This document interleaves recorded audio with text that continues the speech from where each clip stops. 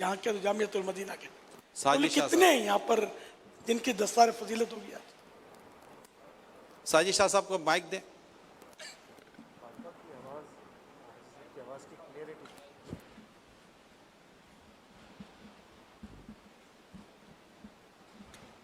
सल्लु अलल हबीब सल्लल्लाहु तआला अलैहि 8 मकामात टोटल बता दें।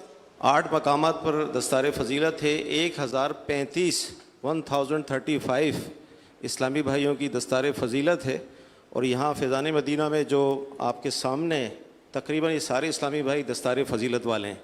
342 इस्लामी भाई यहाँ पर हैं यानी 350 तकरीबन। के लगभग जी जी यहाँ पर दस्तारबंदी होगी। बाकी कुल 8 मकामात पर 1035। माशाअल्लाह। अल इंतजार अशद्दु मिनल मौत। आप आगे इंतजार, आयत नहीं है यार, ये मुहावरा है। जिनको अमीले सुन्ना का इंतजार था उनका तो इंतजार खत्म हो गया ना।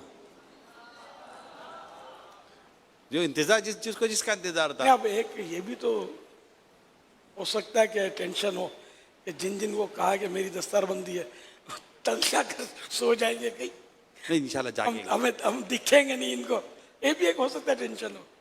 इंशाल्लाह आपकी दस्तारबंदी मदनी चैनल पर बराबर दिखाई जाएगी। जो इनके इंतजार में वो भी मदनी चैनल पर रहें।